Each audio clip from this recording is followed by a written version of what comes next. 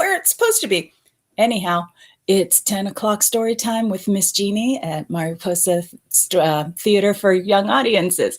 We love bringing you story time, and I am so happy because we've missed a couple Fridays, and I've been promising you part 2 of the complete Tales of Winnie the Pooh, which is The House at Pooh Corner.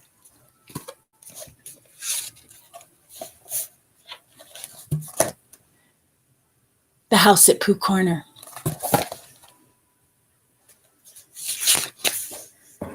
Chapter 1, Contradiction. An introduction is to introduce people, but Christopher Robin and his friends, who have already been introduced to you, are now going to say goodbye. So this is the opposite. When we asked Pooh what the opposite of an introduction was, he said, "The what of the what?" Which didn't help us as much as we had hoped. But luckily, Owl kept his head and told us that the opposite of an introduction, my dear Pooh, was a contradiction. And as he is very good at long words, I am sure that that's what it is. Why are we having a contradiction? Why we are having a contradiction is because last week, when Christopher Robin said to me, "What about that story where you were going to tell me about what happened to Pooh when," I happened to say very quickly, "What about the 900 times 107? And once we had done that, we had one about cows going through a gate at 2 a minute, and there are 300 in the field, so how many are left after an hour and a half? It sounds like they were doing math, doesn't it? We find these very exciting, and when we have been excited quite enough, we curl up and go to sleep. And Pooh, sitting wakeful a little longer on his chair by our pillow, thinks grand thoughts to himself about nothing until he too closes his eyes and nods his head and follows us on tiptoe into the forest. There still we have magic adventures, more wonderful than any I have told you about. But now, when we wake up in the morning, they have gone before we catch hold of them. How did the last one begin? There's Christopher Robin in a chair. How did that last one begin? One day, when Pooh was walking in the forest, there were 107 cows at the gate. No, you see, we've lost it. It was the best, I think.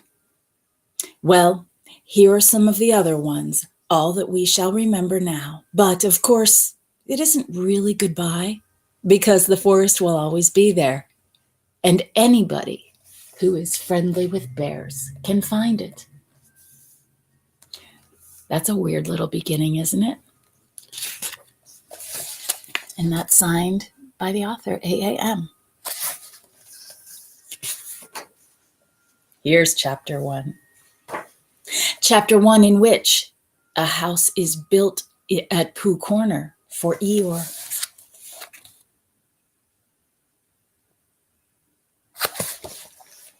One day, when Pooh Bear had nothing else to do, he thought that he would do something. So he went round to Piglet's house to see what Piglet was doing. It was still snowing, and as he stumped over the white forest track, he expected to find Piglet warming his toes in front of the fire. But to his surprise, he saw that the door was open, and the more he looked inside, the more Piglet wasn't there. "He's out," said Pooh sadly. "That's what it is. He's not in. I shall have to go a fast thinking walk by myself. Oh, bother." But first he thought that he would knock very loudly just to make quite sure. And while he waited for Piglet not to answer, he jumped up and down to keep warm. And a hum came suddenly into his head, which seemed to him a good hum, such as is hummed, hopefully, to others. "The more it snows, tiddly-pum. The more it goes, tiddly-pum. The more it goes, tiddly-pum, on snowing, and nobody knows, tiddly-pum. How cold my toes, tiddly-pum. How cold my toes, tiddly-pum, are growing." So what I'll do, said Pooh, is I'll do this. I'll just go home first and see what time it is, and perhaps I'll put a muffler around my neck, and then I'll go and see Eeyore and sing it to him. He hurried back to his own house, and his mind was so busy on the way with the hum that he was getting ready for Eeyore, that when he suddenly saw Piglet sitting in his best armchair, he could only stand there rubbing his head and wondering whose house he was in. "Hello, Piglet," he said. "I thought you were out." "No," said Piglet. "It's you who were out, Pooh." "So it was," said Pooh. "I knew one of us was." He looked up at his clock, which had stopped at 5 minutes to 11 some weeks ago. "Nearly 11 o'clock," said Pooh happily. "You're just in time for a little smackerel of something." And he put his head into the cupboard. "And then we'll go out, Piglet, and sing my song to Eeyore." "Which song, Pooh?" "Oh, the one we're going to sing to Eeyore," explained Pooh. The clock was still saying 5 minutes to 11 when Pooh and Piglet set out on their way half an hour later. The wind had dropped and the snow, tired of rushing round in circles, trying to catch itself up, now fluttered gently down until it found a place on which to rest. And sometimes the place was on Pooh's nose, and sometimes it wasn't, and in a little while Piglet was wearing a white muffler round his neck and feeling more snowy behind the ears than he had ever felt before. Can you see Piglet? He has a little scarf of snow. "Pooh," he said at last, and a little timidly, because he didn't want Pooh to think he was giving in. "I was just wondering, how would it be if we went home now and practiced your song and then sang it to Eeyore tomorrow or the next day when we happen to see him?" "Oh, that's a very good idea, Piglet," said Pooh. "We'll practice it now as we go along, but it's no good going home to practice it because it's a special outdoor song, which has to be sung in the snow." "Are you sure?" said Piglet anxiously. "Well, you'll see." Oops, that's Pooh. "Well, you'll see, Piglet, when you listen, because this is how it begins. The more it snows, tiddly-pom." "Tiddly what?" said Piglet. "Pom," said Pooh. "I put that in to make it more hummy. The more it goes, tiddly-pom. The more... Didn't you say it snows?" "Yes, but that was before." "Before the tiddly-pom?" "It was a different tiddly-pom," said Pooh, feeling rather muddled now. "I'll sing it to you properly, and then you'll see." So he sang it again. "The more it snows, tiddly-pom. The more it goes, tiddly-pom. The more it goes, tiddly-pom, on snowing. And nobody knows, tiddly-pom, how cold my toes, tiddly-pom, how cold my toes, tiddly-pom, are growing." He sang it like that, which is much the best way of singing it. And when he had finished, he waited for Piglet to say that of all the outdoor hums for snowy weather he had ever heard, that this one was the best. And after thinking the matter out carefully, Piglet said, "Pooh," he said solemnly, "it isn't the toes so much as the ears." By this time, they were getting near Eeyore's gloomy place, which was where he lived. And as it was still very snowy behind Piglet's ears, and he was getting tired of it, they turned into a little pine wood and sat down on a gate which led to it.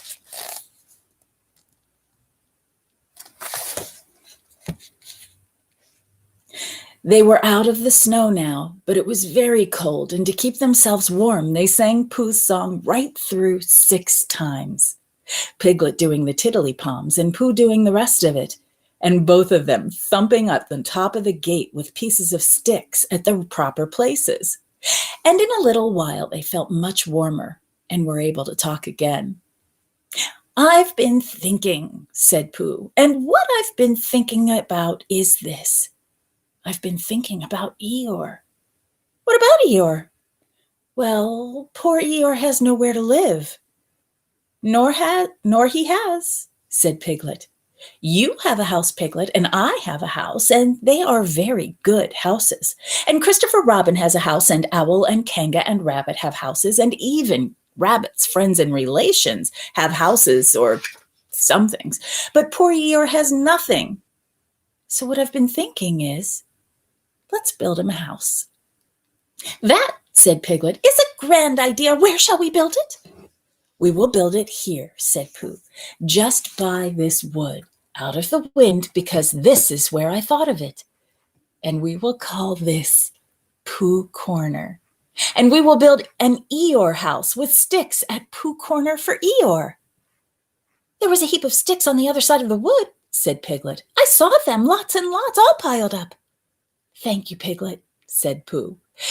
But what you have just said will be a great help to us. And because of it, I could call this place Pooh and Piglet Corner, if Pooh Corner didn't sound better, which it does, being smaller and more like a corner.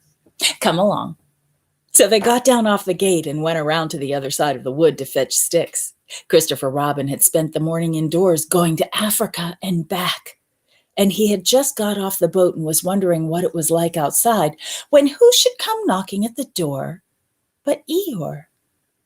Hello, Eeyore, said Christopher Robin as he opened the door and came out. How are you? Eeyore's all covered in snow. It's snowing still, said Eeyore gloomily. So it is. And freezing. Is it? Yes, said Eeyore. However, he said, brightening up a little, we haven't had an earthquake lately. What's the matter, Eeyore? Nothing, Christopher Robin, nothing important. I suppose you haven't seen a house or whatnot anywhere about? What sort of house? Just a house. Who lives there? I do. Well, at least I thought I did, but I suppose I don't. After all, we can't all have houses. But Eeyore, I didn't know. I always thought... I don't know how it is, Christopher Robin, but what with all this snow and one thing and another, not to mention icicles and such like, it isn't so hot in my field about 3 o'clock in the morning as some people think it is. It isn't close, if you know what I mean. Not so as to be uncomfortable. It isn't stuffy. In fact, Christopher Robin, he went on in a loud whisper, quite between ourselves and don't tell anybody, it's cold. There's Eeyore in the field getting covered by snow. And more snow. Oh, Eeyore. And I said to myself, the others will be sorry if I'm getting cold all by myself. They haven't got brains, any of them, only gray fluff that's blown into their heads by mistake. And they don't think. But if it goes on snowing for another 6 weeks or so, one of them will begin to say to himself, Eeyore can't be so very much too hot about 3 o'clock in the morning. And then it will get about, and then they'll be sorry. Oh, Eeyore, said Christopher Robin, feeling very sorry already. I don't mean you, Christopher Robin, you're different. So what it all comes down to is that I built myself a house down by my little wood. Did you really? How exciting! The really exciting part, said Eeyore in his most melancholy voice, is that when I left it this morning, it was there, and when I came back, it wasn't. Not at all. Very natural, and it was only Eeyore's house, but still I just wondered. Christopher Robin didn't stop to wonder. He was already back in his house, putting on his waterproof hat, his waterproof boots, and his waterproof mackintosh as fast as he could. We'll go and look for it at once, he called out to Eeyore. Sometimes, said Eeyore, when people have finished taking a person's house, there are 1 or 2 bits which they don't want and are rather glad for the person to take back, if you know what I mean. So I thought if we just went... Come on, said Christopher Robin, and off they hurried, and in a very little time they got to the corner of the field by the side of the pine wood, where Eeyore's house wasn't any longer. There, said Eeyore, not a stick left. Of course, I've still got all this snow to do with what I like. One mustn't complain. But Christopher Robin wasn't listening to Eeyore. He was listening to something else. "Can't you hear it?" he asked. "What is it? Someone laughing?" "Listen." They both listened, and they heard a deep, gruff voice saying in a singing voice that the more it snowed, the more it went on snowing, and a small, high voice tiddly-palming in between. "It's Pooh," said Christopher Robin excitedly. "Probably," said Eeyore. "What we want is a trained bloodhound." The words of the song changed suddenly. "We've finished our house," said the gruff voice. "Tiddly-pom," sang the squeaky one. "It's a beautiful house. Tiddly-pom, I wish it were mine. Tiddly-pom."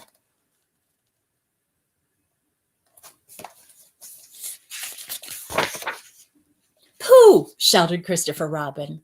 The singers on the gate stopped suddenly. "It's Christopher Robin," said Pooh eagerly. "He's round the place by where we got all those sticks from," said Piglet. "Come on," said Pooh. They climbed down their gate and hurried round the corner of the wood, Pooh making welcoming noises all the way. "Why, here is Eeyore," said Pooh when he had finished hugging Christopher Robin, and he nudged Piglet, and Piglet nudged him, and they thought to themselves what a lovely surprise they had got ready. "Hello, Eeyore." "Same to you, Pooh Bear, and twice on Thursdays," said Eeyore gloomily. Before Pooh could say, "Why Thursdays?"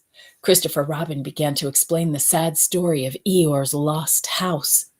And Pooh and Piglet listened, and their eyes seemed to get bigger and bigger. "Where did you say it was?" asked Pooh. "Just here," said Eeyore. "Made of sticks?" "Yes." "Oh," said Piglet. "What?" said Eeyore. "I just said, 'Oh,'" said Piglet nervously. And so as to seem quite at ease, he hummed Tiddly-Pom once or twice in a "what shall we do now" kind of way.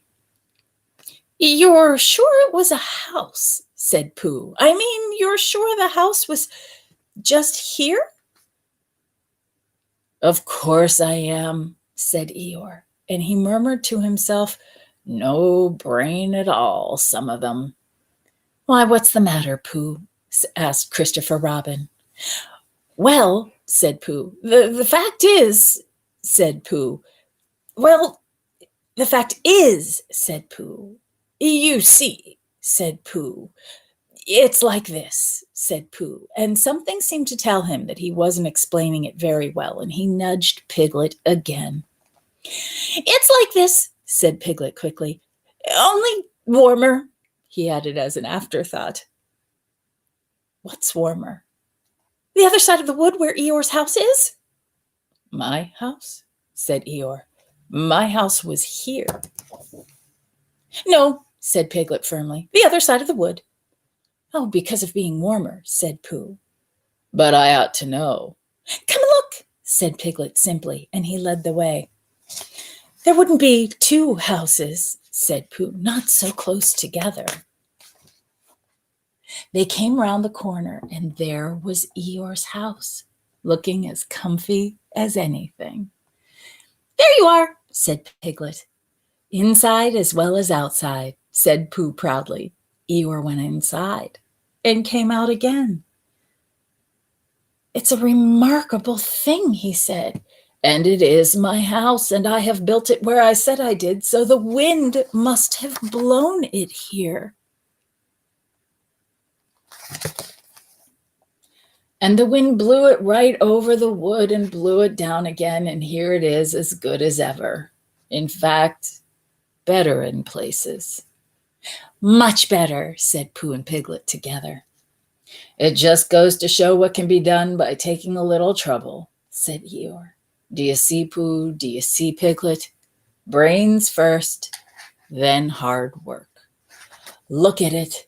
That's the way to build a house," said Eeyore proudly. So they left him in it, and Christopher Robin went back to lunch with his friends and Pooh and Piglet, and on the way home they told him of the awful mistake they had made. And when he had finished laughing, they all sang the outdoor song for snowy weather the rest of the way home. Piglet, who was still not quite sure of his voice, putting in the tiddly palms again. "And I know it seems easy," said Piglet to himself, "but it isn't everyone who could do it." Chapter 1. Next week, we will read Chapter 2, in which Tigger comes from the forest and has breakfast. We get to meet Tigger next week. Winnie the Pooh. So Pooh and Piglet thought they were doing Eeyore a favor by building him a house of sticks that they found, and didn't realize that the sticks they had found were Eeyore's house. I think again we find that if we just talk with each other and maybe talk openly and honestly, it avoids a whole lot of misunderstanding. Pooh and Eeyore meant the best for Pooh and Piglet meant the best for Eeyore, but since they didn't ask first, they kind of took Eeyore's house and built him a new one. And Eeyore, ever gloomy and ever practical, was happy to have a house that might have been a little bit better built than his other one. Again, we learned from Winnie the Pooh, let's lead with kindness. And how much fun it is to think of snow on this very beautiful, crisp fall day. And if you haven't gotten out to see the leaves, oh my goodness, they're starting to change into this burst of beautiful color with reds and greens and purples and golds and yellows and oranges. Everything is beautiful.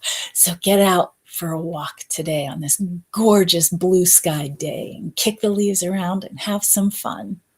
And remember that we have a sing-along tomorrow at 11 with Miss Kristen and Miss Julie, and story time every day next week. I'll be back on Monday with a storybook, and then readers the whole rest of the week.